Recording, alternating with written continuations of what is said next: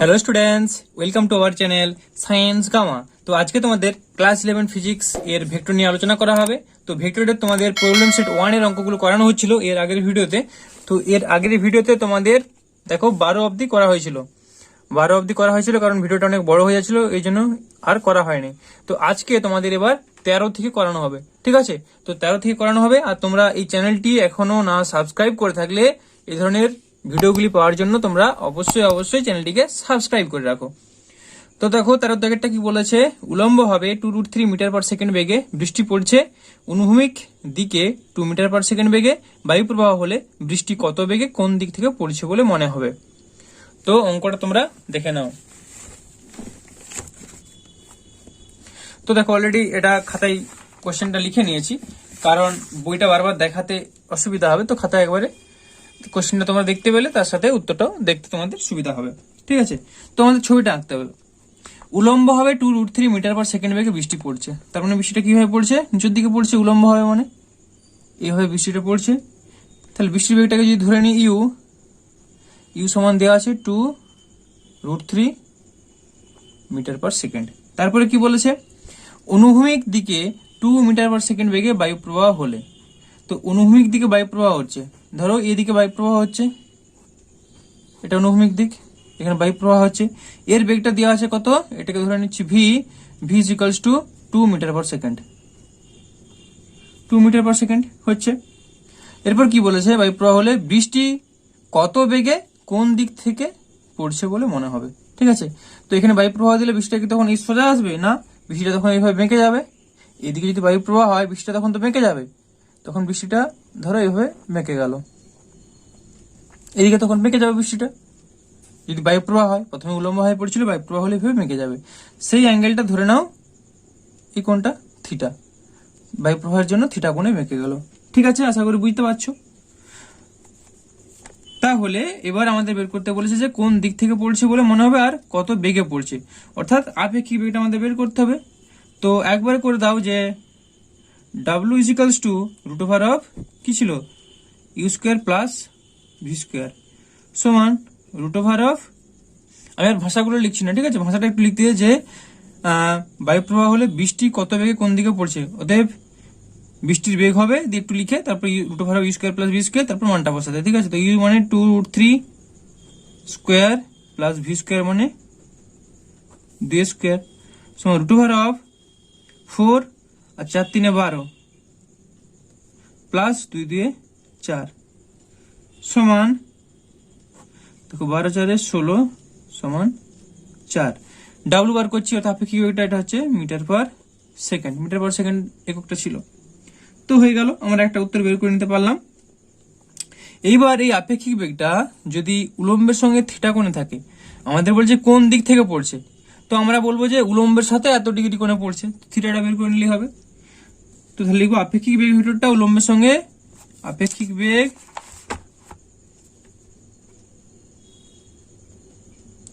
আপেক্ষিক বেগ ভেক্টর, কারণ এই ভেক্টর তীরচিহ্ন দেওয়া আছে যেন ভেক্টর বলছি, ভেক্টর উলম্বের সাথে থিটা কোণে আনত হলে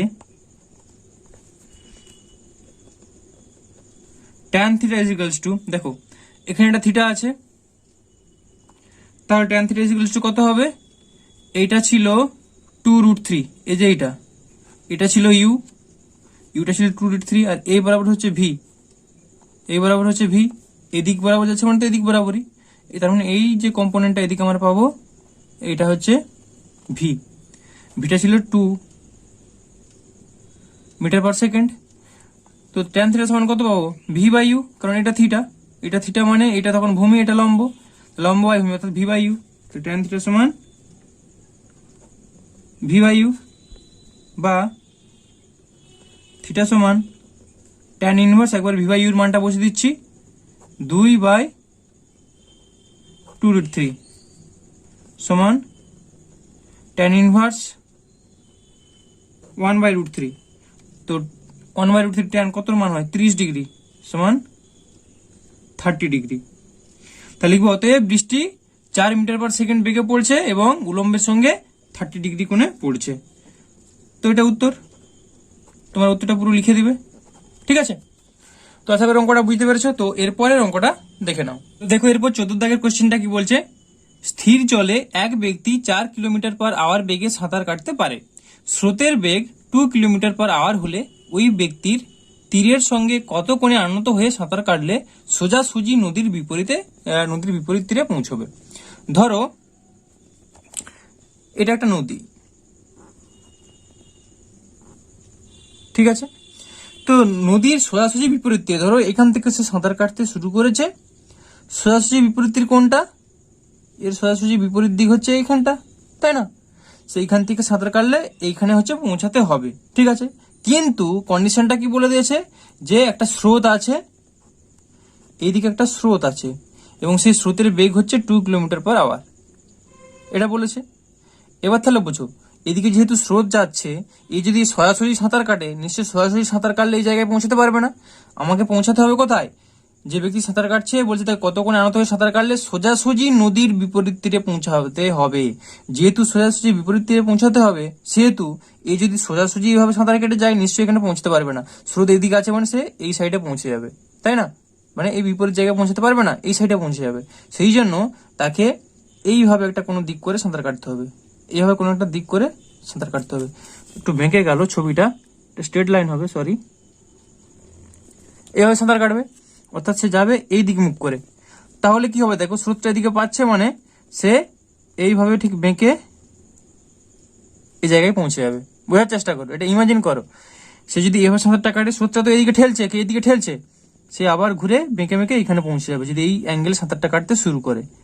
এই যে একটা কোণ, এই কোণটাকে আলফা ধরো বা থিটা ধরো, যা খুশি ধরতে পারো, ধরো থিটায় ধরছি, এই কোণটা বের করতে বলেছে। তো দেখো এই কোণটা যদি থিটা হয়, তাহলে এই দিকটা সে সাঁতার কাটতে শুরু করেছে কোন দিকে, এই দিক বরাবর, কারণ এই সোজা শুরু করলে সে এই ধারে পৌঁছে যেত, ওই জন্য সে এইভাবে একটা কোণ করে সাঁতার কাটতে শুরু করেছে, তাহলে সে ধরে নিচ্ছি যে এইখানে পৌঁছে যাবে। তো এই কোণটা থিটা ধরেছি। তো 4 কিলোমিটার পার আওয়ার বেগে সে যাচ্ছিল, অর্থাৎ এই যে এই কম্পোনেন্টটা যদি ইউ হয়, ইউটা কত বলছি, ইউ সমান 4 কিমি পার আওয়ার বলে দিয়েছে। তো যাই হোক, এটা যদি ইউ হয় তাহলে এই সোজাসুজি এই দিকটা তাহলে কত হবে, এই দিকের উপাংশটা হবে ইউ সাইন থিটা, আর এই দিকের উপাংশটা হবে ইউ কস থিটা, তাই তো। আর দেখো এই যে এই দিকটা যাচ্ছিল, এই দিকে একটা স্রোতের বেগ ছিল, সেটা কত না ভি, ভি সমান বলে দেওয়া আছে কত না 2 কিলোমিটার পার আওয়ার, 2 কিমি পার আওয়ার। তো দেখো এই ছবিটা আশা করি তোমরা যদি বুঝতে পেরে যাও, আর কোনো চাপ নেই, এই অঙ্কটা ক্যালকুলেশন কিচ্ছু নেই, ছোট্ট একটা ইকুয়েশন। দেখো এদিকের কম্পোনেন্টটা কত, ইউ কস থিটা, ইউ কস থিটার বিপরীতে কত আছে না ভি, তাহলে দেখো দুটো এই ভিটাই তো প্রতিনিধিত্ব করছে ইউ কস থিটাকে, তার মানে আমরা লিখতে পারি যে চিত্রানুযায়ী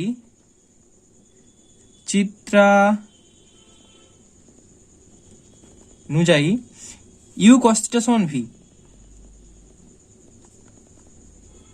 ইউ কস থিটা সমান ভি, তাহলে বা মানগুলো বসিয়ে দাও। আচ্ছা, cos theta is equals to v by u, বা theta is equals to cos inverse, v এর মানটা কত ছিল, ভি এর মানটা দেখো ছিল 2, আর ইউ এর মানটা হচ্ছে 4, তাহলে হাফ কস ইনভার্স হাফ মানে 60 ডিগ্রি। তো আমরা এই মানে যে ব্যক্তিটা যাচ্ছিল, সে সাঁতারটা যদি 60 ডিগ্রি অ্যাঙ্গেলে কাটতে শুরু করে, তাহলে ঠিক বিপরীত দিকে পৌঁছে যাবে। ঠিক আছে, তো আশা করি অঙ্কটা বুঝতে পেরেছো। তো চলো এর পরের অঙ্কটা দেখে নাও। তো দেখো এরপর 15 দাগ, 150 মিটার চওড়া একটি নদীতে স্রোতের বেগ 1 মিটার পার সেকেন্ড এবং আড়াআড়ি ভাবে চালনা করা একটি নৌকার বেগ 2 মিটার পার সেকেন্ড, নদী পার হতে কত সময় লাগবে। ধরো এটা একটা নদী, নদীটা চওড়া হচ্ছে 150 মিটার, ঠিক আছে। তো এক ব্যক্তি কি করছে, নদীতে স্রোতের বেগ হচ্ছে 1 মিটার পার সেকেন্ড, অর্থাৎ এইদিকে যে বেগটা এটা হচ্ছে ধরো ইউ সমান 1 মিটার পার সেকেন্ড, এবং আড়াআড়ি ভাবে চালনা করা, অর্থাৎ এই দিক থেকে এইদিকে একজন যাচ্ছে নৌকা চালিয়ে, নৌকার বেগটা সেটা দিয়ে আছে, সেটা ধরো ভি, এইটা হচ্ছে যদি ভি হয় ভি সমান কত দেওয়া আছে 2 মিটার পার সেকেন্ড। ঠিক আছে, এদিকে আর হচ্ছে 2 মিটার পার সেকেন্ড। এবার বলছে নদী পার হতে কত সময় লাগবে। তো দেখো, নদী পার হতে যে সময়টা লাগবে সেই সময়টা নিশ্চয়ই এর বেগের জন্যই তো। এ যেই বেগে নৌকাটাকে চালিয়ে নিয়ে যাচ্ছে অর্থাৎ 2 মিটার পার সেকেন্ড বেগে, এই বেগেই এই নদীটা পার হবে। তার মানে এখানে যে বেগটা দেওয়া আছে এটা এখানে কিছু কাজে আসবে না, ভালো করে বোঝার চেষ্টা করো। এবার আমরা থিওরিটা কি জানি যে বেগ সমান ভি সমান এস বাই টি, তাই তো। তাহলে এখান থেকে আমাদের কি চেয়েছে দেখো, নদী পার হতে কত সময় লাগবে, তাহলে বা বেগ সমান এস বাই টি, তো সরণ বাই সময়। তাহলে এখানে টি সমান এস বাই ভি। তো এখানে সরণটা দেখো বলে দিয়েছে, এসটা বলে দিয়েছে 150 মিটার, টোটাল দূরত্বটা এখান থেকে এখানটা 150 মিটার, তাহলে এসটা হচ্ছে 150 ডিভাইডেড বাই ভি। ভিটা কত বলে দেওয়া আছে দেখো, ভি হচ্ছে 2 মিটার পার সেকেন্ড, 2। এটা হলো। তাহলে এটাকে যদি আমরা করি 150কে 2 দিয়ে ভাগে 75, তার মানে 75 পাচ্ছি। মিটার পার সেকেন্ড এককটা ছিল, তার মানে এটা হচ্ছে সেকেন্ড, 75 সেকেন্ড হচ্ছে অ্যান্সার। আশা করি বুঝতে পেরেছো। এই যে মানটা, এটা কোনো কাজে লাগবে না। দেখো, একে ঠেলছে এইভাবে, তা সত্ত্বেও এই বেগ নিয়ে যাচ্ছে। এই স্রোতের বেগ যদি না থাকতো তাহলে এর বেগটা আরো বেশি হতো। স্রোতের বেগটার জন্য এর বেগটা 2 মিটার পার সেকেন্ড, এটা বোঝার চেষ্টা করো। ওই জন্য এইটা ক্যালকুলেশনের মধ্যে আসছে না। এই বেগ থাকার জন্যই এর বেগটা 2 মিটার পার সেকেন্ড, এই বেগ না থাকলে এর বেগ 2 মিটার পার সেকেন্ডেরও একটু বেশি হতো। তো সেই জন্য, আর এই যে এখান থেকে যে এখানে পৌঁছাচ্ছে সে তো এর বেগটা নিয়ে যাবে যে বেগে চালাচ্ছে, তো সেই বেগের হিসাবে আমরা সময়টা ক্যালকুলেশন করবো, তাই না। তাহলে টি সমান এস বাই ভি, অর্থাৎ এটা আমরা পেলাম 75 সেকেন্ড। আশা করি বুঝতে পেরেছো, খুব সহজ অঙ্ক। তো চলো এর পরেরটা দেখে নাও, অর্থাৎ 16 দাগেরটা। একটি জাহাজ প্রতি ঘন্টায় 40 কিলোমিটার বেগে পশ্চিম দিকে চলছে, অপর একটি জাহাজ ঘন্টায় 30 কিলোমিটার বেগে দক্ষিণ দিকে চলছে। প্রথম জাহাজের সাপেক্ষে দ্বিতীয় জাহাজের আপেক্ষিক বেগ নির্ণয় করো। তো ছবিটাকে এঁকে নিয়ে যাক। তাহলে দেখো, দিকের ব্যাপার বলেছে মানে আমরা দিকগুলো আগে এঁকে নেব। তো এটা হচ্ছে ইস্ট, এটা হচ্ছে ওয়েস্ট, নর্থ, সাউথ। ওকে, এবার কি বলেছে প্রথমেরটা, একটি জাহাজ প্রতি ঘন্টায় 40 কিলোমিটার বেগে পশ্চিম দিকে চলছে। তাহলে পশ্চিম দিকে 40 কিলোমিটার, আমি এখানে চিহ্নটা দিচ্ছি, এটা ধরে নিচ্ছি ইউ। ইউ সমান 40 কিমি পার আওয়ার। ওকে, এরপর কি বলছে দেখো, অপর একটি জাহাজ ঘন্টায় 30 কিলোমিটার বেগে দক্ষিণ দিকে চলছে। তাহলে অপর জাহাজটা 30 কিলোমিটার বেগে দক্ষিণ দিকে চলছে, মানে নিচু দিকে আসছে। এটা ধরে নাও ভি, ভি সমান 30 কিমি পার আওয়ার, নিচু দিকে আসছে। এবারে বলেছে প্রথম জাহাজের সাপেক্ষে দ্বিতীয় জাহাজের আপেক্ষিক বেগ। তো আপেক্ষিক বেগটা আমরা কি লিখেছিলাম, ডাব্লু ইজিক্যালস টু, দেখো যার সাপেক্ষে হবে সে মাইনাস হবে। কি বলেছে এখানে, প্রথম জাহাজের সাপেক্ষে দ্বিতীয় জাহাজের। তাহলে আগে দ্বিতীয় জাহাজটা লিখবো, দ্বিতীয় জাহাজটা হচ্ছে ভি মাইনাস প্রথম জাহাজটা হচ্ছে ইউ। তোমাদের মনে রাখার সুবিধার জন্য বলছি যে যার সাপেক্ষে বলবে সেটা মাইনাস হবে, ঠিক আছে। তো এটা মানে আমরা কি লিখতে পারি, V plus of minus U, অর্থাৎ এই ইউটা নিয়েছি, ইউর মাইনাস কম্পোনেন্টটা তাহলে এইদিকে হবে। এটা প্লাস এক্স এক্সিস বরাবর, সেটা ঠিক আছে, যেহেতু এটা ইউটা এইদিকে ধরা হয়েছিল কিন্তু আমাদের মাইনাস ইউ দরকার, তাহলে আর বিপরীত দিক, অর্থাৎ এটা হবে মাইনাস ইউ। তো ভি আর মাইনাস ইউ যদি আমরা লব্ধি বের করি সেটা তাহলে কোন দিকে পাবো, মোটামুটি এর মাঝামাঝি একটা কোণ করে হবে, এদিক করে হবে, তাই না। সেটা লব্ধিটা পাবো আমরা, অর্থাৎ ভি প্লাস ও মাইনাস ইউ বা ভি মাইনাস ইউ, সেটা হচ্ছে এটা পাবো, ভি মাইনাস ইউ হচ্ছে এটা, পেয়ে গেলাম। এইবার এই মানটা আমাদের চেয়েছে যে প্রথম জাহাজের সাপেক্ষে দ্বিতীয় জাহাজের আপেক্ষিক বেগ নির্ণয় করো। তাহলে অতএব ডব্লু সমান root over of V square plus U square সমান রুট ওভার অফ ভি এর মানটা কত, ভি এর মানটা হচ্ছে 30 প্লাস ইউটা হচ্ছে 40, এটা হবে। তো এটা ক্যালকুলেটার একবারে করে নেব, 30 square plus 40 square root over of 30 square plus 40 square, দেখো পাচ্ছি আমরা 50। তাহলে এটা অ্যান্সারটা হয়ে গেল 50। Kilometre per hour. একটা বেগ একটা অ্যান্সার হয়ে গেল। আচ্ছা, প্রথম জাহাজের সাপেক্ষে দ্বিতীয় জাহাজের আপেক্ষিক বেগ, শুধু বেগটাই নির্ণয় করতে বলেছিল। এবার আমরা অভিমুখটা অবশ্যই নির্ণয় করে নেব, কারণ অভিমুখটাও সাধারণত অঙ্কে বলা থাকে। এখানে খালি মানটা বলেছে, অভিমুখটাও আমরা কোন দিকে যাবে। ঠিক আছে, তো অভিমুখ বের করার জন্য আমাদের থিটা বের করতে হবে। তো অভিমুখ করার জন্য আমি করবো ট্যান থিটা। ট্যান থিটা সমান, দেখো আমরা যদি ধরে নিই যে একটা দিকের সঙ্গে ধরবো, যদি এটার সঙ্গে ধরি, মানে দক্ষিণ দিকের সঙ্গে কত আছে, দক্ষিণ দিকের সঙ্গে যদি থিটা ধরি, তা সেই হিসাবে এটা থিটা ধরলে এটা হয়ে গেল ভূমি, এটা হয়ে গেল লম্ব, লম্ব বাই ভূমি, অর্থাৎ এই টার্মটা হচ্ছে মাইনাস ইউ, আর এটা হচ্ছে ভি। এটা তো লম্ব, এটা থিটা হলে এটা ভূমি, এটা লম্ব, তাহলে লম্ব বাই ভূমি, অর্থাৎ এই মানটা হচ্ছে ইউর মানটা। ইউর মান কত ছিল? ইউর মান ছিল ইউ সমান 40, আর ভি এর মানটা হচ্ছে 30। 40/30, তার মানে হয়ে গেল 4/3, অর্থাৎ থিটা সমান tan ইনভার্স 4/3। তাহলে তোমরা উত্তরটা লিখে দিবে যে আপেক্ষিক বেগ ভেক্টরটা হবে, আপেক্ষিক বেগটার মান হবে 50 কিলোমিটার পার আওয়ার, এবং সেই বেগ ভেক্টরটা দক্ষিণ দিকের সঙ্গে tan ইনভার্স 4/3 কোণে পূর্ব দিকে আনত থাকবে। কারণ এই দিক বরাবর আছে, দক্ষিণ দিকের সঙ্গে থাকছে এত কোণে। দেখো দক্ষিণ দিকের সঙ্গে তো এই দিকেও থাকতে পারে, এই দিকেও থাকতে পারে, বিভিন্ন দিকে অ্যাঙ্গেলে থাকতে পারে, তো সেটা উল্লেখ করে দিবে। দক্ষিণ দিকের সঙ্গে tan ইনভার্স 4/3 কোণে পূর্ব দিকে আনত থাকবে। বোঝা গেল? তো এটা হচ্ছে উত্তর, ভাষাটা তোমরা পুরোটা লিখবে। এরপর 17 দাগেরটা কি বলছে দেখো, একটি মিনারের চূড়া থেকে 2 সেকেন্ড সময়ের ব্যবধানে দুটি কণা ফেলা হলো। কণা দুটির পতনকালে এদের আপেক্ষিক বেগ এবং আপেক্ষিক ত্বরণ নির্ণয় করো। অভিকর্ষ ত্বরণের মানটা দিয়েছে জি সমান, অভিকর্ষ ত্বরণের মানটা দিয়েছে জি সেন্টিমিটার পার সেকেন্ড স্কয়ার। ঠিক আছে, তো ধরো এটা একটা মিনারের চূড়া, পুরো মিনারটা আঁকার দরকার নেই।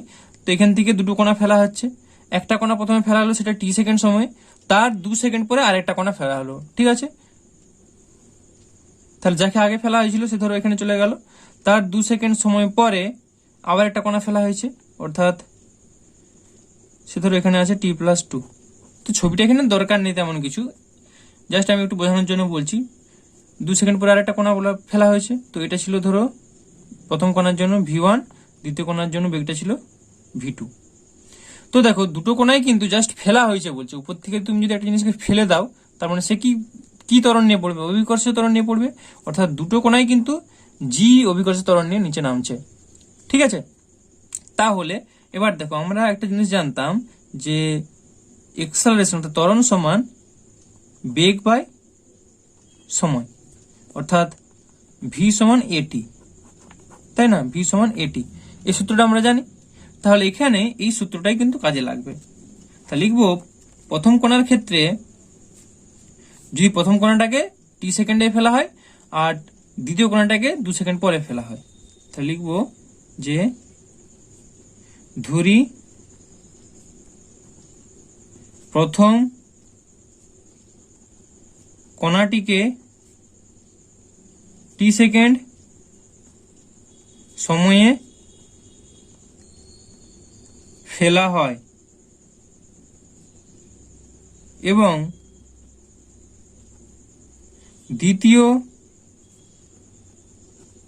কণাটিকে t+2 সেকেন্ড সময়ে ফেলা হয়। তাহলে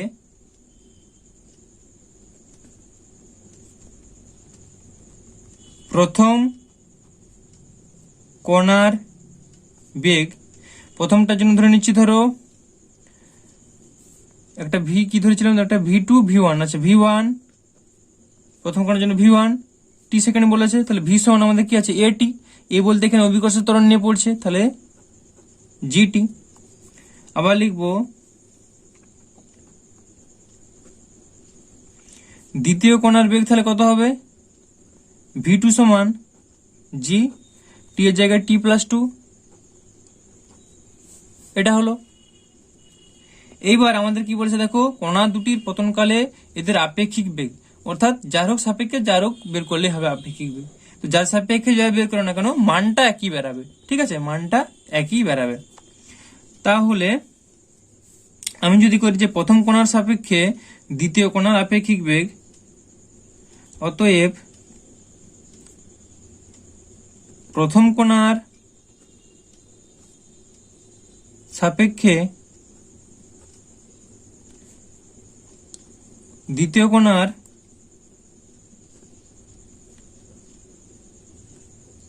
আপেক্ষিক বেগ সমান, দেখো যার সাপেক্ষে হবে সে মাইনাস, কার সাপেক্ষে বলেছে প্রথম কণার সাপেক্ষে, অর্থাৎ v1টা মাইনাস হবে, তাহলে v2 মাইনাস v1 সমান v2 এর মান কত ছিল, g of t plus 2 minus v1 হচ্ছে gt সমান gt plus 2g minus gt, gt কেটে গেল, তাহলে পাচ্ছি 2g।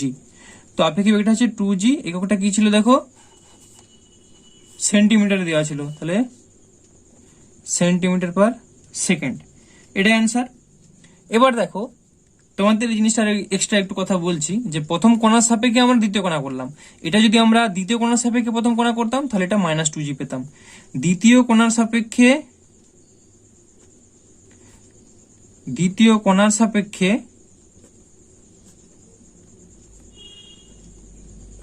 প্রথম কণার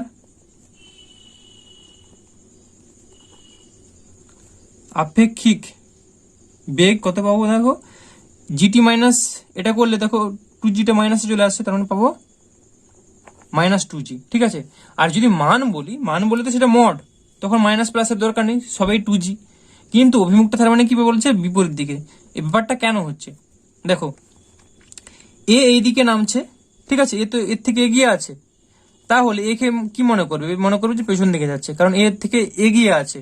একটা ট্রেন ধরো এদিকে যাচ্ছে, আর একটা ট্রেন একে ক্রস করে চলে গেল, এগিয়ে আছে, এ কি মনে করবে যে এ যেহেতু এগিয়ে আছে, মনে করবে এ পেছনে আছে বা পেছন দিকে যাচ্ছে। এর যদি বেগটা এর থেকে যদি বেশি হয় তাহলে মনে করবে পেছন দিকে যাচ্ছে, আর এমনি যদি দুটোই সমান বেগে চলে তাহলে মনে করবে পেছনে আছে। বোঝার চেষ্টা করো, এগিয়ে আছে তো এগোচ্ছে যেহেতু, একে পিছবে বলে মনে করবে যদি এর বেগটা এর থেকে বেশি হয়, ওই জন্য নেগেটিভ ডিরেকশনটা আসছে। তো মান বলেছে এখানে জাস্ট আপেক্ষিক বেগের মানটা, তাহলে মড নিলে দুটোই আমরা বলবো 2g। আশা করি এই ব্যাপারটা এক্সট্রা একটু করলাম, যে এই স্টেপটা, এই যে লাইনটা জাস্ট বোঝানোর জন্য লিখলাম, ঠিক আছে। তো চলো সময় বেশি নষ্ট করবো না। এরপর বলেছে আপেক্ষিক ত্বরণ কত হবে, 0, কারণ দুটোই তো জি ত্বরণ নিয়ে নাম ছিল নিচের দিকে, তাহলে যার সাপেক্ষে যার দেখো না দুটোই তো একই ত্বরণ আছে, তো একই যেহেতু ত্বরণ আছে তার মানে আপেক্ষিক ত্বরণ 0 হবে। ক্লিয়ার। এরপরে দেখো 18 দাগের কোশ্চেনটা কি দিয়েছে, 1 কিলোমিটার চওড়া একটি নদীর স্রোতের বেগ 3 কিলোমিটার পার আওয়ার, একজন সাঁতারুর স্থির জলের বেগ 4 কিলোমিটার পার আওয়ার এবং সাঁতারুটি কেবলমাত্র 15 মিনিট সাঁতার কাটতে পারে। 15 মিনিটে নদীর অপর পারে পৌঁছতে হলে তাকে কোন দিকে সাঁতার কাটতে হবে এবং সাঁতারুটি মোট কত দূরত্ব সাঁতার কাটবে। তাই একটা বলেছে কোন দিকে সাঁতার কাটতে হবে, আর একটা চেয়েছে কত দূরত্ব সাঁতার কাটবে। তো ছবিটা আগে ক্লিয়ার করে বুঝে নাও, তাহলে খুব ইজি লাগবে। ধরো এইটা একটা নদীটা 1 কিলোমিটার চওড়া, 1 কিলোমিটার চওড়া বলে দিয়েছে। এবার বলেছে স্রোতের বেগ 3 কিলোমিটার পার আওয়ার, এইদিকে স্রোত যাচ্ছে, স্রোতের বেগটা ধরো নাও ইউ সমান 3 কিলোমিটার পার আওয়ার। ওকে, একজন সাঁতারু স্থির জলে বেগ হচ্ছে 4 কিলোমিটার পার আওয়ার। সে যদি জলটা যখন স্রোত যদি না থাকে তখন সে স্থির জলে যদি সাঁতার কাটে তখন তার বেগ হচ্ছে, সেটা ধরে নাও ভি সমান দেওয়া আছে 4 kilometre per hour, 4 kilometre per hour. আর এই 1 কিমি চওড়া এই দূরত্বটা ধরে নাও এস সমান 1 কিলোমিটার, অর্থাৎ এখান থেকে দূরত্বটা হচ্ছে এস সমান 1 কিমি, ভি সমান 4 কিমি, আর ধরছি আমরা আর মানে বলে দেওয়া আছে ইউ সমান 3 কিলোমিটার পার আওয়ার, আর এটা 4 কিলোমিটার পার আওয়ার ছিল। এইবার দেখো কারো এক পার থেকে অপর পারে সাঁতার কাটতে হলে কোন দিকে গেলে কম সময় লাগবে, অবশ্যই সে যদি লম্ব ভাবে যায়, এখান থেকে এখানে সোজাসুজি যায় তবেই তো সে কম সময়ে পৌঁছাতে পারবে। এবার এখানে বলছে সে 15 মিনিট সাঁতার কাটতে পারবে। তো দেখো 15 মিনিট সাঁতার কাটতে পারলে সেই পারে পৌঁছাতে পারে কিনা আমরা এই ডাটাটা থেকে ক্যালকুলেশন করে নেব। দেখো এর বেগ ছিল 4 কিলোমিটার পার আওয়ার, তো তাহলে আমরা জানি যে ভি সমান এস বাই টি বা টি সমান ভি বাই এস। ভি এর মান কত ছিল, এ 4 কিলোমিটার পার আওয়ার বেগে সাঁতার কাটছিল, যখন স্রোত ছিল না তখন 4 কিলোমিটার পার আওয়ার বেগে সাঁতার কাটছিল। 4 ডিভাইডেড বাই এসটা কত ছিল, সরি টি সমান এস বাই ভি, টি সমান এস বাই ভি, মানে একের ভিটা কত ছিল 4 কিলোমিটার পার আওয়ার, একের 4 আওয়ার, তার মানে হয়ে গেল 1/4 আওয়ার মানে 15 মিনিট। তো দেখো 15 মিনিট তার লাগবে এখান থেকে এখানে যদি সে সরাসরি যায়, অর্থাৎ দেখো এখানে বলা আছে যে 15 মিনিট সাঁতার কাটতে পারি। 15 মিনিটে নদীর অপর পারে পৌঁছতে হলে তাকে কোন দিকে সাঁতার কাটতে হবে, বোঝা গেল? তো 15 মিনিটে তাকে নদীর অপর পারে, দেখো 15 মিনিটেই সে নদীর অপর পারে পৌঁছে যাচ্ছে, 15 মিনিটই লাগছে এটিটা। সেই ক্ষেত্রে তার বেগটা যদি 4 ভিটা যদি 4 মিটার পার আওয়ার হয়, 4 কিলোমিটার পার আওয়ার হয়, তাহলে সে অপর পারে পৌঁছাতে পারছে। তার মানে তাকে সোজাসুজি যেতে হচ্ছে। আমার উত্তরটা কি পেলাম, তাকে সোজাসুজি পৌঁছাতে হচ্ছে। ঠিক আছে, এরপর কি বলছে, এরপরে স্রোতের বেগটা স্রোত আসছে, স্রোত আসার জন্য সে কি হবে, নিশ্চয়ই এইভাবে সাঁতার কাটবে না, সে সাঁতার কাটবে একটু তির্যক ভাবে কাটবে, তাই না? যখন স্রোতটা আসে, স্রোতটা এসলে ধরো এদিক থেকে স্রোতটা আসছে, সে তখন আর এই সোজা যেতে পারবে না, অটোমেটিক এদিকে বেঁকে যাবে, স্রোতের জন্য বেঁকে যাবে। তো সেই ক্ষেত্রে আপেক্ষিক বেগটা আমাদের ক্যালকুলেশন করতে হবে। তাহলে লিখবো স্রোতের সাপেক্ষে সাঁতারুর আপেক্ষিক বেগ, স্রোতের সাপেক্ষে সাঁতারুর আপেক্ষিক বেগ W ইজিক্যালস টু, কার সাপেক্ষে বলেছে, স্রোতের সাপেক্ষে, যার সাপেক্ষে বলেছে সে মাইনাস হবে। তো স্রোতটা ছিল ইউ, তার মানে ভি মাইনাস ইউ, এটা। তো আমরা এখানে মানটা যেহেতু শুধু বের করবো, তাহলে অতএব W is equals to root over of V square plus U square, মানে মাইনাস ইউ স্কোয়ার মানে তো ইউ স্কোয়ারই, তাহলে V square plus U square, এটা করলে পাচ্ছি আমরা রুট ওভার অফ ভি এর মানটা কত ছিল 4 প্লাস 3 স্কোয়ার সমান রুট ওভার অফ 4 4 16 প্লাস 3 3 9 মানে 25 সমান 5। তো আমরা পাচ্ছি 5 কিলোমিটার পার আওয়ার। এটা হচ্ছে স্রোতের সাপেক্ষে সাঁতারুর আপেক্ষিক বেগ, অর্থাৎ এই যে ডাব্লুটা পেলাম, এটা হচ্ছে, এটা ছিল ভি আর এটা ডাব্লুটা হচ্ছে 5 কিলোমিটার পার আওয়ার। এবার সেই হিসাবে গেলে এ কতটা দূরত্ব যেতে পারবে এটা আমাদের চাই, অর্থাৎ এস সমান ভিটি, এখানে ভি বলতে ডাব্লুটি, তাই না? তাহলে লিখবো সাঁতারুটি স্রোতের সঙ্গে, সাঁতারুটি মোট কত দূরত্ব সাঁতার কাটতে পারবে, অতএব সাঁতারুটি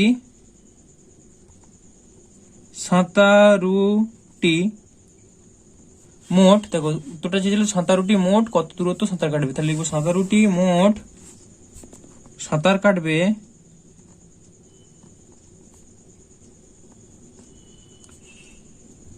আমাদের ফর্মুলাটা কি দেখলাম যে এস সমান ভিটি, এই যে এস সমান ভিটি কোনাকুনি গুণ, অর্থাৎ এই দূরত্বটা তাহলে কত হবে, ভি বলতে এখানে বেগটা ছিল ডাব্লু, তাহলে ডাব্লুটি, তাই না?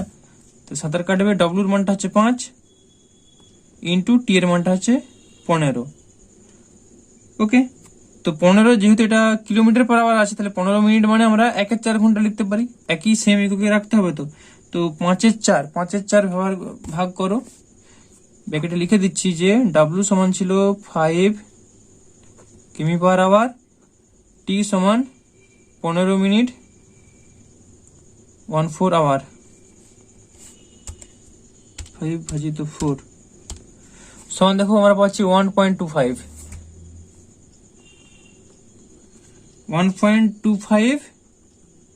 Kilometre.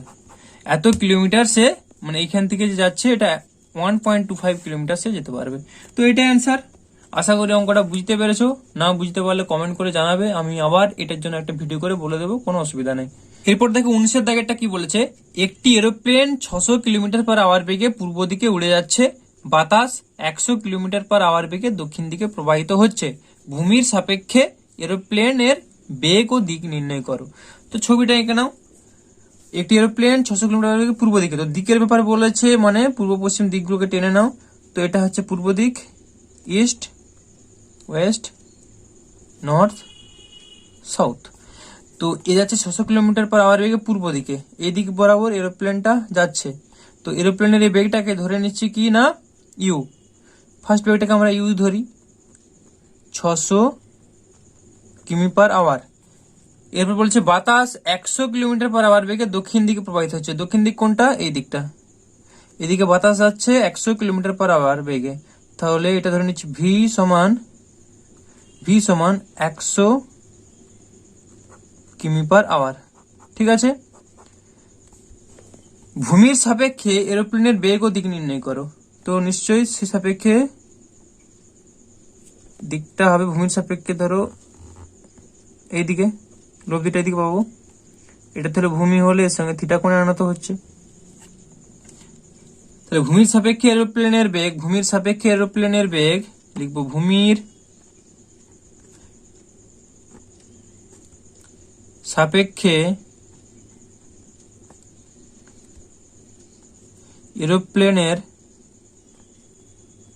Beg W equals to, দেখো কার সাপেক্ষে, যার সাপেক্ষে সে মাইনাস হবে, ভূমির সাপেক্ষে মানে ইউটা মাইনাস হবে, তাহলে ভি মাইনাস ইউ। তো আমাদের এখানে তো জাস্ট মানটা চেয়েছে মানে আমরা কি করবো, অতএব W is equals to root over of V square plus U square. তো ভি স্কোয়ারের মান কত? 100 প্লাস ইউ এর মান হচ্ছে 600। তো ভূমির সাপেক্ষে এরোপ্লেনের আপেক্ষিক বেগটা আমরা পেয়ে যাচ্ছি, দেখো root over of 100 square plus 600 square. দেখো মানটা আসছে 608.276, 608.276 আছে, মানে 28। কত আসলে এককটা? Kilometre per hour. ভূমির সাপেক্ষে বেগটা হচ্ছে এরোপ্লেনের এত, এটা একটা অ্যান্সার হয়ে গেল। এরপরে বলেছে ভূমির সাপেক্ষে এরোপ্লেনের বেগ হয়ে গেল, এবার দিকটা নির্ণয় করতে বলেছে। তো দিক মানে এটা ভূমির সাপেক্ষে থিটা অ্যাঙ্গেলে থাকলে তাহলে কত হচ্ছে, এটা ভি মানে এটাও ভি, এটা ভি, এটা ইউ, তাহলে ট্যান থিটা সমান তাহলে কত পাবো আমরা? লম্ব বাই ভূমি, লম্ব বলতে এটা লম্ব, অর্থাৎ ভি বাই ইউ সমান ভি এর মান হচ্ছে 100 ডিভাইডেড বাই ইউ এর মানটা কত? ইউ এর মানটা দেখো দেওয়া আছে 600, তাহলে 100/600 করলাম আমরা। অতএব মানে এটা হয়ে গেল 1/6, থিটা সমান ট্যান ইনভার্স 1/6। তো ট্যান ইনভার্স 1/6 বসাও, ট্যান ইনভার্স অফ 1/6। তো ট্যান ইনভার্স 1/6 করলে আমরা দেখো পাচ্ছি 9.4623, 9.46, দুটো অর্ডারে রাখি এত ডিগ্রি। তো দেখো এখানে দেখো পয়েন্ট দিয়ে আছে 9.4623, এটা পাচ্ছি। তো এটাকে আমরা ডিগ্রি আর মিনিটে ভেঙে নেবো, যেহেতু দশমিক দিয়ে আসছে। তো এখানে দেখো ডিগ্রি মিনিট সেকেন্ড, এই চিহ্নটা দেওয়া আছে, এটা হচ্ছে ডিগ্রি মিনিট সেকেন্ডে করার। তো এই চিহ্নটা টিপে দিলে এটা দেখো ডিগ্রি মিনিটে চলে আসলো। তো 9 ডিগ্রি 27 মিনিট 44 সেকেন্ড। তো আমরা 9 ডিগ্রি 27 মিনিট 44 সেকেন্ড লিখবো, সমান 9 ডিগ্রি 27 মিনিট 44 সেকেন্ড। দেখো এটাই পাচ্ছি, 9 ডিগ্রি 27 মিনিট 44 সেকেন্ড। তো তোমাদের বইয়ে উত্তরটা কত দেওয়া আছে? 19 দাগ 9 ডিগ্রি 28 মিনিট। তো দেখো 44 সেকেন্ড আছে, তো এই জন্য এটাকে প্রায় 28 মিনিট ধরে নিয়েছে। তো একই উত্তর, কোনো ব্যাপার নয়। আশা করি অঙ্কটা বুঝতে পারলে। তো চলো এর পরের অঙ্কটা দেখে নাও। এরপর দেখো 20 দাগেরটা কি বলছে, আই ক্যাপ, জে ক্যাপ এবং √2k ক্যাপ এই ভেক্টর তিনটির লব্ধির মান কত? তো লব্ধির মানটা চেয়েছে, তাহলে আগে বের করবো। ধরি লব্ধি ভেক্টর আর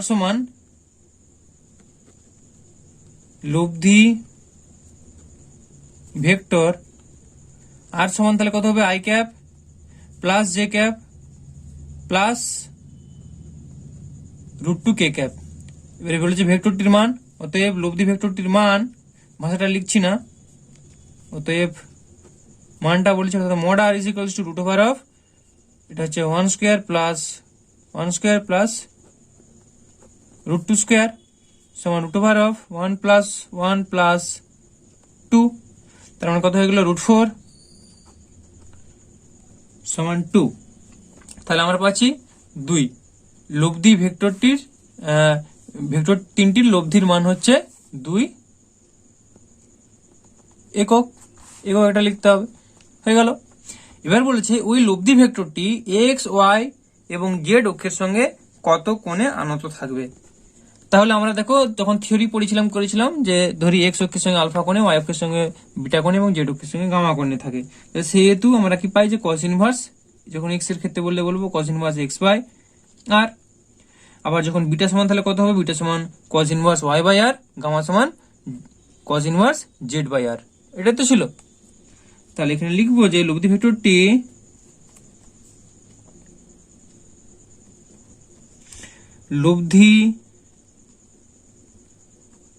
ভেক্টরটি এক্স অক্ষের সঙ্গে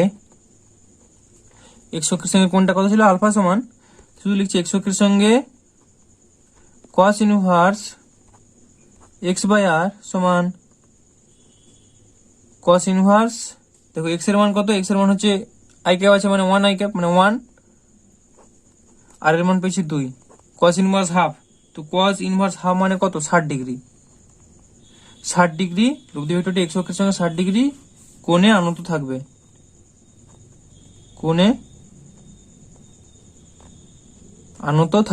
ঠিক আছে। এরপর লেখাটা একটু ছোট করে লিখলে ভালো হতো, একটা লাইনে কুলি যেত। লব্ধি ভেক্টরটি ওয়াই অক্ষের সঙ্গে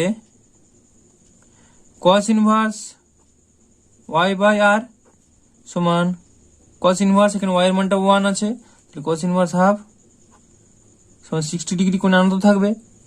আবার লব্ধি ভেক্টরটি জেড অক্ষের সঙ্গে মানে গামাটা পাচ্ছি কস ইনভার্স জেড বাই আর সমান কস ইনভার্স জেড এর মানটা দেখো আছে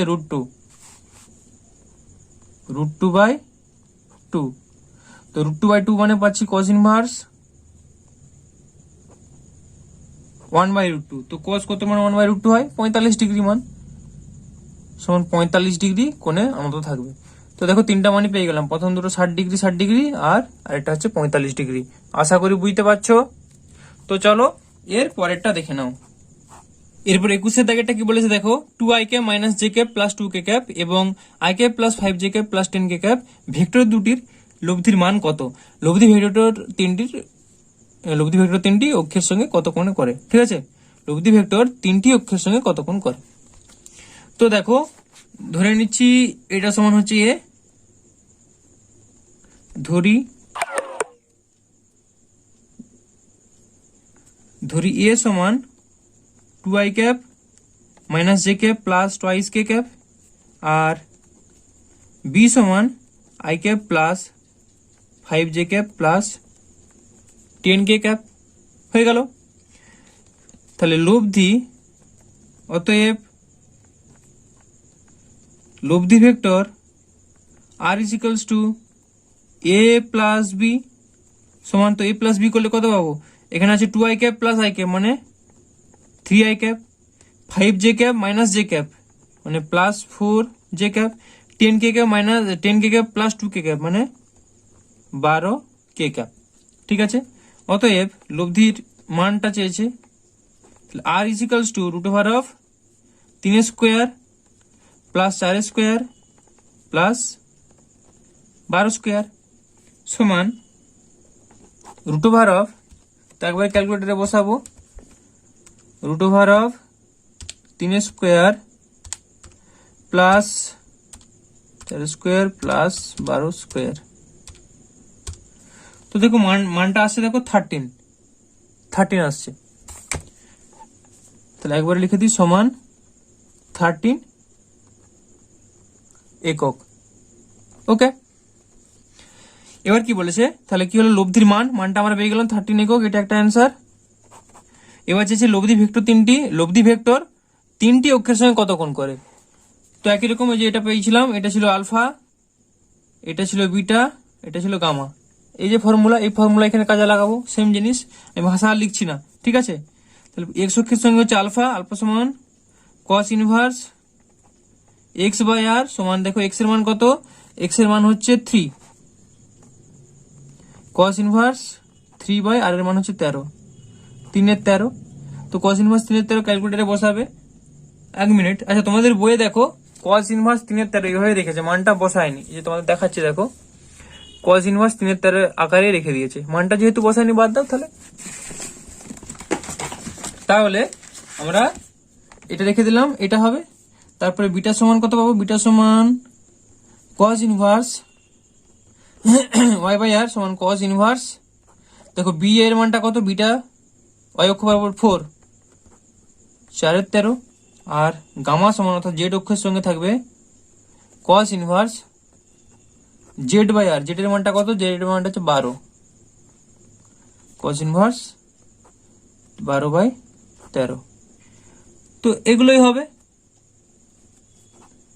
আশা করি অঙ্কটা বুঝতে পেরেছো। তো চলো এর পরের অঙ্কটা দেখে নাও। দেখো 22 দাগের অঙ্কটা কি বলছে, এ সমান আই ক্যাপ বি সমান j cap plus k cap হলে এ ডট বি এর মান কত।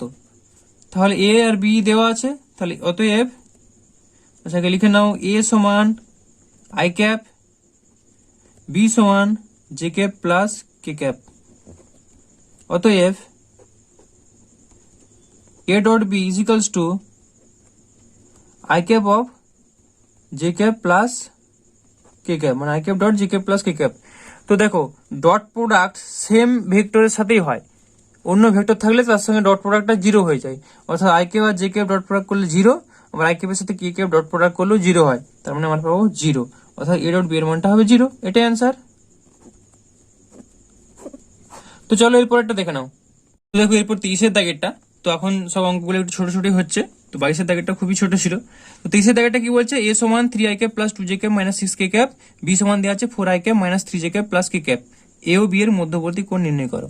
তো এই ধরনের অঙ্কগুলো খুব সহজ, তাহলে লিখবে এ ও বি এর মধ্যবর্তী কোণ হচ্ছে theta is equal to cos inverse, সূত্রটা কি ছিল, A dot B divided by mod of A dot B. তো আমাদের মানগুলো বের করতে হবে। এ ডট বি করলে আমরা কত পাচ্ছি, দেখো এ ডট বি করলে পাচ্ছি এর মানটা দেখো 3i cap plus 2j cap minus 6k cap dot B এর মানটা হচ্ছে 4i cap minus 3j cap plus k cap, এটা হচ্ছে। তো ডট প্রোডাক্ট করতে হবে, সমান 3 4 12, আই ক্যাপ তো 1 হয়ে গেল, তারপর প্লাসে মাইনাসে মাইনাস 2 3 6, তারপর প্লাসে মাইনাসে মাইনাস 6, তার মানে পেয়ে যাচ্ছি 0। তাহলে দেখো আর এ ডট বি এর মডটা আমাদের বের করা দরকার, কারণ এটা তো 0 হচ্ছে, তো 0 হওয়া মানে এটা পাচ্ছি আমরা কস ইনভার্স 0, তার মানে পাচ্ছি আমরা 90 ডিগ্রি, তাই না, কস 90 ডিগ্রি মান 0, তাহলে থিটাটা আমরা পেয়ে গেলাম 90 ডিগ্রি। তো তোমার অ্যান্সারটা লিখে দেবো, এ ও বি এর মধ্যবর্তী কোণ 90 ডিগ্রি, এটা অ্যান্সার। দেখো এরপর 24 দাগেরটা কি বলছে, এ ও বি এর কোণ মানের জন্য 2i cap minus 3j cap minus k cap এবং a i cap plus b j cap minus 2k cap vector দুটি পরস্পর সমান্তরাল হবে, এটা বলেছে। তাহলে কি ধরি এ ভেক্টর সমান এটা 2i cap minus 3j cap minus k cap, আর বি ভেক্টর সমান ধরে নিচ্ছি a i cap plus b j cap minus 2k cap. এবার বলছে দেখো ভেক্টর দুটি পরস্পর সমান্তরাল হবে, তাহলে লিখবে যে একবারে প্রশ্নানুযায়ীও লিখতে পারো, নাহলে লিখবে যে ভেক্টর দুটি পরস্পর সমান্তরাল হলে আমরা বলতে পারি যে এ সমান একটা কনস্ট্যান্ট ইন্টু বি, ব্র্যাকেটে লিখে দাও, যেখানে সি সমান কনস্ট্যান্ট ধ্রুবক। ওকে, এবার মানগুলো পুট করো। এ ভেক্টরের মান ছিল 2i ক্যাপ বা 2i cap minus 3j cap minus k cap সমান সি অফ বি এর মান ছিল ai cap plus bj cap minus 2k cap. তো বোথ সাইড আমাদের কম্পেয়ার করতে হবে, তাহলে উভয় পক্ষের তুলনা করে পাই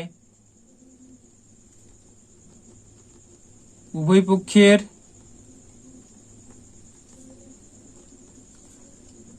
গুণা করে পাই। তো দেখো এখানে কত পাচ্ছি 2 ইজিক্যালস টু এখানে পাচ্ছি এসি, এটা ধরো 1 নম্বর দিয়ে দাও। তারপর কত পাচ্ছি -3 is equals to b, -3 is equals to b. আর কি পাচ্ছি দেখো মাইনাস কে, কে এখানে কিছু নেই মানে 1, -1 ইজিক্যালস টু -2। তো এটার কম্পেয়ার করার দরকার নেই, আমাদের তো এ আর বি এর সঙ্গে লেনা দেনা। আর এটা কিন্তু একটু সি, বি সি এটা ছিল। আর এখানে সেটা করে নি, এখান থেকে সি এর মানটা পাবো -1 ইজিক্যালস টু এখানে পাচ্ছি দেখো -2c, এটা পাচ্ছি। তো এইখান থেকে আমরা কি করব, তাহলে এটা 1 2 এটা 10। তো এই টার্মটা থেকে দেখো পাচ্ছি তাহলে বা সি সমান মাইনাস মাইনাস কেটে গেল, সি সমান তাহলে পাচ্ছি হাফ। তো এবার এই সি সমান হাফের মানটা এখানে বসিয়ে দেবো। তাহলে অতএব 1 নম্বর থেকে পাই, আমার ভাষা লিখছি না বেশি, তাহলে এখান থেকে পাচ্ছি এ সমান তাহলে কত পাচ্ছি, এ সমান 2/c। দেখো ভালো করে, এ সমান 2/c সমান 2/c এর মান হচ্ছে হাফ সমান 4। তাহলে এর মানটা আমরা পেয়ে গেলাম দেখো 4। আবার এইখানটায় পাবো বি, বি সমান কত পাচ্ছি দেখো -3/c সমান -3/2 সমান -3 2 6 -6। তাহলে অতএব নির্ণেয় এর মান সমান 4, বি এর মান সমান -6। আশা করি অঙ্কটা বুঝতে পেরেছো। তো চলো আজকের ভিডিওটা বেশি বড় করব না, তোমাদের ধৈর্যের ব্যাপার আছে। তো আজকের ভিডিওটা এই পর্যন্তই থাক। তোমাদের যদি কোথাও কোনো জিজ্ঞাসা থাকে, অসুবিধা হয়, অবশ্যই কমেন্ট করে জানাও। আর ভিডিওটি ভালো লাগলে ভিডিওটিকে অবশ্যই একটি লাইক করো, আর এই চ্যানেলে নতুন হয়ে থাকলে অবশ্যই চ্যানেলটিকে সাবস্ক্রাইব করো। তো এর পরের দিন তোমাদের 25-এর দাগ থেকে বাকি অঙ্কগুলো করে দেওয়া হবে। তো আজকে এই পর্যন্তই, বাই।